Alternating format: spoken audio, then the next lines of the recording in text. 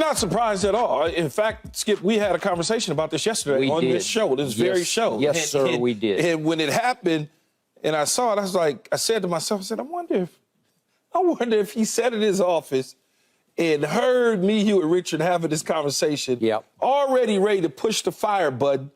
But then he heard us really giving evidence as to why Josh McDaniels should have never been hired in the first place.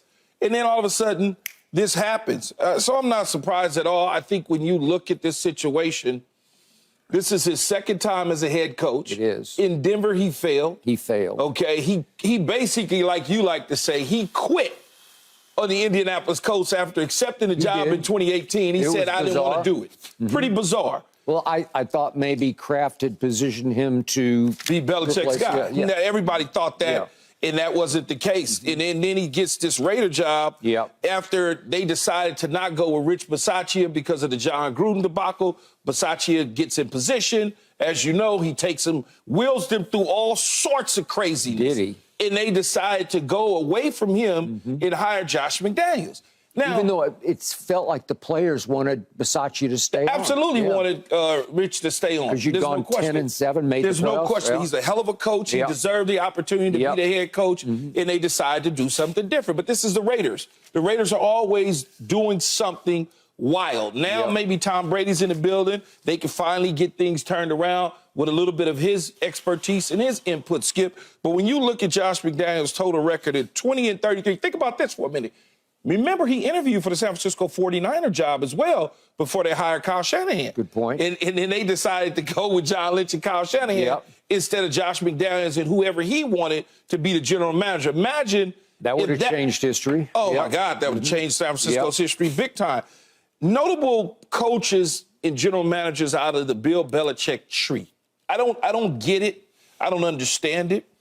Because when you got Romeo Crennel, who I love to death, hell of a defensive-minded coach, can coach it up. Absolutely. He wasn't great in Houston and Cleveland. Even though in Houston he was an interim, but in Cleveland he was the head coach as well as Kansas City. Not good.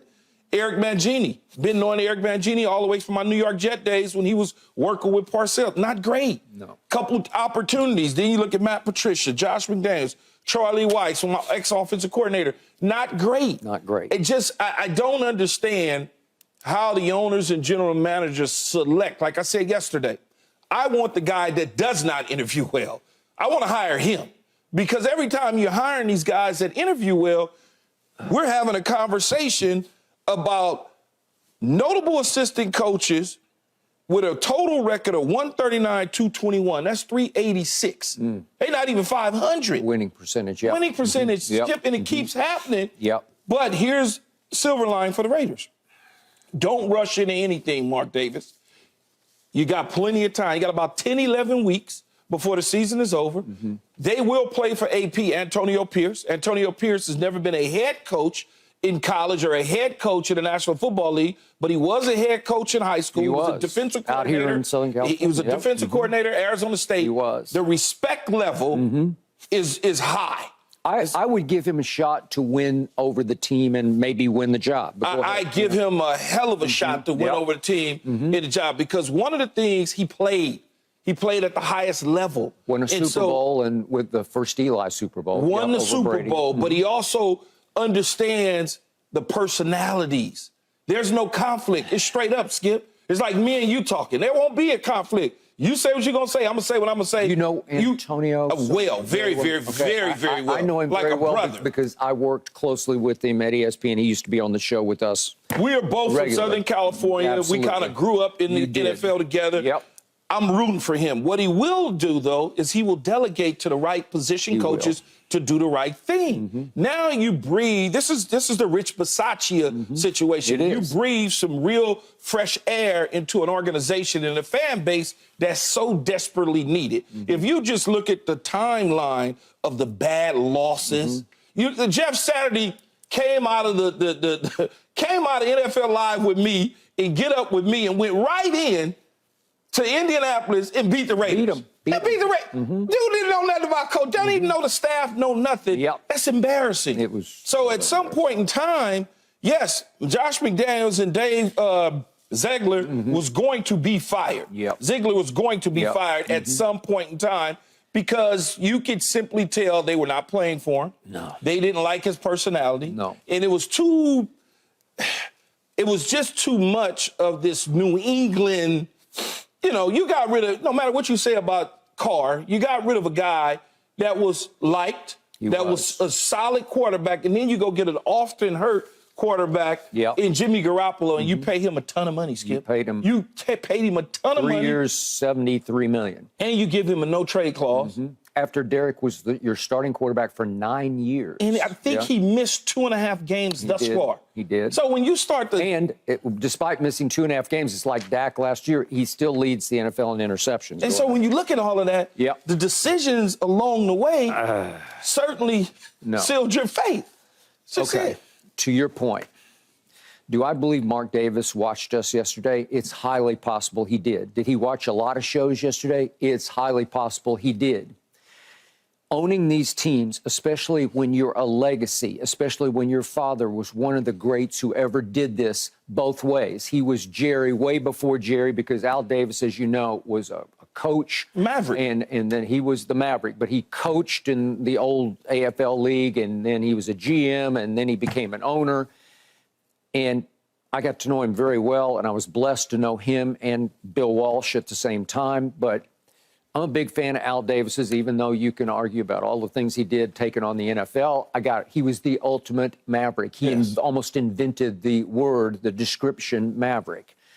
His son grew up watching his father be great at this, not good at it, but great at it, win Super Bowls.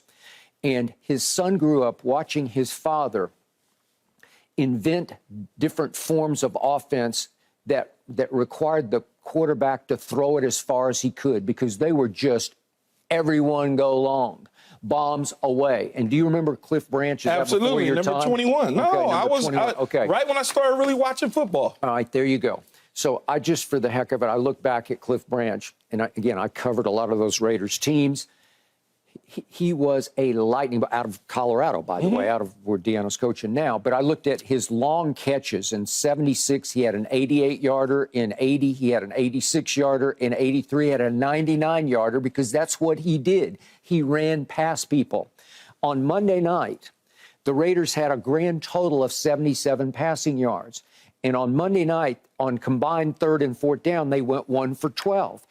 It's so humiliating for a Mark who grew up under Al watching the greatness happen, that the shame of it, because in the end, owning these teams, it's a lot about bragging rights. It's a lot about... Absolutely. It's about your pride. It's about being able to go to an owner's meeting.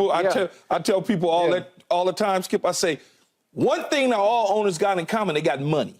There's no question about it, right? Yeah, like you just said, when they go to the owner meetings and you see him walking down the hallway and he's got the big ring on and the guy says, well, what are you doing this offseason? Well, I don't know. We're throwing a party for our Super Bowl. That eats at the core of some of those guys. Because you can buy whatever you want, except you can't buy that Lombardi. It's hard.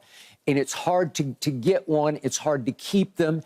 And it's been years and years and years since the Raiders even played in a Super Bowl game, because the last time was your Super Bowl that you beat them in, and that was a Bill Callahan team, obviously, and you crushed them on that day. At least that team got there. But the point is, Mark's had a long, hard run as the son to the father, and it's killing him. It's eating him alive. He's humiliated by Monday. That was Monday Night Football on a solo stage. So back to the question, am I surprised? I guess when I first heard it, it shook me a little bit, like, already? You got to Halloween night and you said, that's enough. But then I thought back about what a disaster Monday night was, how embarrassing it was for a Davis to be involved in that, to be seen as overseeing that. And to your point, everything has gone wrong. And you mentioned some of the debacles, but I looked down at some of these. Remember, they had a 20-0 halftime lead against Arizona, and they blew that, and that was the biggest collapse in franchise history under Josh McDaniels. You mentioned the Jeff Saturday game. There was the Baker Mayfield game where he just shows up in L.A., and has one practice and then goes out on Thursday night and says, I got you. And they blow a lead, and he throws a late walk-off TD pass. It's humiliating. This is Al Davis's, used to be Oakland Raiders. And then 2 weeks ago, they lost to Chicago with Tyson Bagent as the quarterback, right? The rookie. And he's not bad, but again, it was 30-12. And Mark Davis said, I have seen enough, and I do not blame him for this, which brings up an interesting point. He now has a minority owner, just a piece of the team, and this guy's name is, it's that guy Brady. He, not even arguably, was the greatest player who ever played this game of football. Do you think Tom Brady had some input into this decision? I'm going to guess some input. I don't think Mark Davis would do this going completely solo on it. I think he would bounce it off Tom just to get absolutely. Okay. You will bounce things off of, even though Mark is the managing general partner. Yeah, but you got somebody that understands the game, and you just want to ask him, even though you probably have made the decision, but you want clarification. You need a stamp of approval. Hey, what do you think? Why is the offense this way? Tom has nothing but love for Josh McDaniels, but it's not, he's in a business now. It's not about what we did in New England. It's about what can we do for the Las Vegas Raiders. So I'm sure there was a conversation to be had. It's better to cut bait now than to wait till the bye week or week 14 or something like that to fire a guy. All right. Here's the irony.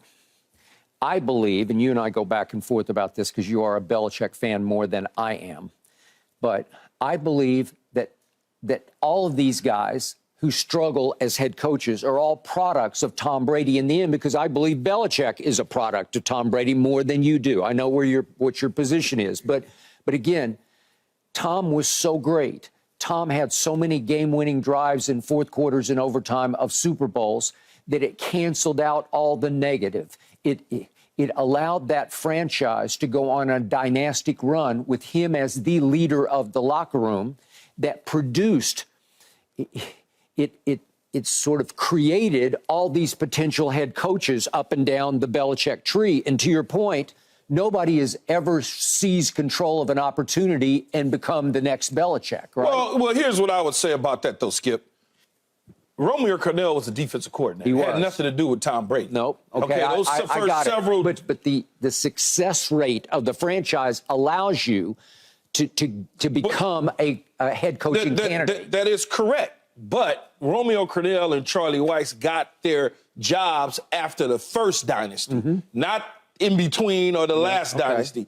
So it's a little different with those guys. They were headed in the right direction. Let's just pin it to Josh McDaniels. He is a product of Tom Brady. I don't care what you say. I said to you the other day, we could hide behind Peyton Manning in Tom Brady as a coordinator. You damn Skippy, we can. I didn't mean to say Skippy, but I got it. You damn right we can. You're exactly right. There's no question we could hide behind those two quarterbacks. We can hide behind Aaron Rodgers. Okay, Josh has 6 Super Bowl rings because he was calling plays for Tom Brady. Yeah, absolutely. And God knows how many plays Tom audibled out of or had already suggested, like the game plan that he was following was Tom's game plan. I don't know that he was there all 6 years.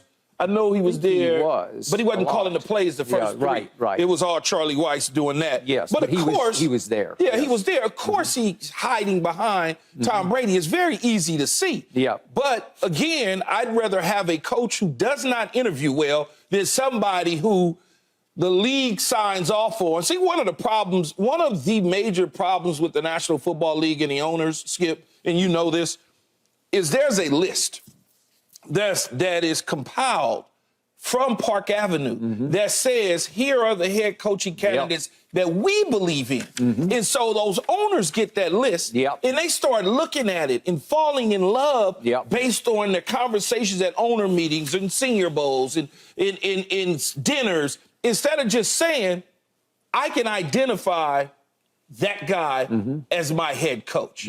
Okay, just like Mr. Kraft did with Bill Belichick, based on his relationship that he had in his tenure under Bill Parcells. Now I got a chance to know him and understand him. So when Bill leaves, I hire Pete because he goes to the Jets. But when I fire Pete, that's the guy I want. There you go. And so he didn't have to go to the committee to ask who I should hire. He didn't have to do that. He made that decision on his own. Too many owners listen to one another, and they keep getting it wrong. And the Raiders have got, that's why I said Mark Davis has got to slow down. There's a ton of candidates that's out there for him that are viable candidates. Yeah. Just got to taper it down a little bit. Okay. So you look at a Josh McDaniels who flourished with Tom Brady at quarterback, and then what has he ever done post-Brady? I mean, it's hard to believe he even got a second chance in the league because Denver did not work. He rubbed everybody the wrong way. I don't know if you remember all the internal where he alienated everybody in the franchise. And then remember, he went, quote unquote, Belichick in the game in London when he went videotape of the walkthrough of the opponent. Allegedly. And well, he got caught, and that was the end of him in Denver. And then it shocked me that Mark Davis would say, let's recycle him. Let's give him a second chance. Again, Skip, that's what's wrong with the league. Yeah. It's a microwave league when it comes to coaches. They're going to recycle him. What you do is you go sit in the corner for a little bit. You take an assistant job. You reestablish who you are, and you win a few games. You develop some guys that make people think, oh, he was young when he first took the Denver job. He wasn't ready for it. He's more seasoned now. And they go, okay. They call Bill. Bill says, what do you think? Bill says, well, if you want him, it's fine with me. I don't care. And then they go, okay. And they sign him up. That's the way it works. You see, a guy like Matt Nagy will be another head coach in several years. Because what's going to happen is potential. He's going to hide behind Patrick Mahomes and Andy Reid. And that story will be told by the media that he's the reason this is happening, and some owner at some city on some team, Skip, will say, I want to bring him in for an interview, and he'll interview well, and they'll hire him. So Josh got exposed once again this year because all of a sudden you look at the Raiders, and he's calling plays for, Jimmy G, and they fall to 31st in total off. 31st. These are the Raiders we're talking about. That means he's one better than one team. Better than one team. And you look at what's happened to Devonte Adams. He averaged 89 yards receiving a game last year, and he's fallen down to 67. He caught 14 touchdown passes last year. He now has 3. His yards per catch have fallen dramatic. This is a big dip. This is from 15 per catch down to 11.5 a catch. And Hunter Renfrow was a Pro Bowler once upon a time. And in 2021, before Josh got there, he caught 103 balls as a slot receiver. I actually thought, by Josh going over there, that Renfrow was getting ready to be the Julian Edelman of the offense, the Wes Welker of the offense. But he just basically, in fact, they were thinking about getting rid of him last year. I guess so, because he went from 103 catches in 2021. He now has 10 through 8 games with 16 targets. He's not even a factor. And Monday night, the capper to Monday night was that Devonte caught 1 ball for 11 yards and was twice wide open deep for throws that could have changed the game and impacted the scoreboard. And Jimmy G missed him both times, badly missed him both times. And you talked about Mark Davis seeing what we had to say yesterday, but he also saw the frustration in his star receiver that he paid a handsome ransom to go get. He saw that frustration. And when you see that, you can now dissect that and look at it and go, well, that ain't just because he's not getting the football. It's because they're not utilizing him. We're losing football games. And that is the main that's the main guy we went and got. And we paid a bunch to go get him. And then a year later, I was convinced to move on from the quarterback was the reason we went and got the guy in the first place, because of his college quarterback. And then we got him, and we move on from the college quarterback to go get Jimmy Garoppolo. So it becomes a domino effect in all of this, Skip, that has created such an issue for the Raiders in Las Vegas. So finally, I cannot let Mark Davis off the hook here, because in his tenure since his father passed, this is Antonio Pierce will be his 8th different head coach. And I'll just list them real quickly. Hugh Jackson, Dennis Allen, Tony Sperano, Jack Del Rio, your favorite John Gruden, Bisaccia, and now Josh McDaniels. That's 8. So, again, there's only 2 guys on that list that I would say they probably should have got a little more time. That would be Jack Del Rio in Rich Bisaccia. Okay. And you're out on Gruden completely. That didn't do nothing for me. All right. It didn't do nothing. What did it do? You didn't click with him when you played for him. It didn't do anything, no, Skip. Okay. What were they winning? It was the same thing. It was the same thing. It was the same thing. I agree. But I don't think we can go to like father, like son with Al and Mark, because Mark is not proving yet to be a chip off the old block. I like Mark. I think he's a decent guy, but it just because you're that man's son does not mean that you're gifted in the art of picking the right head coach to turn your franchise around. Thanks for watching, Undisputed fans. Do you want more highlights from the show? Make sure to click that subscribe button for all the exclusive content from Undisputed.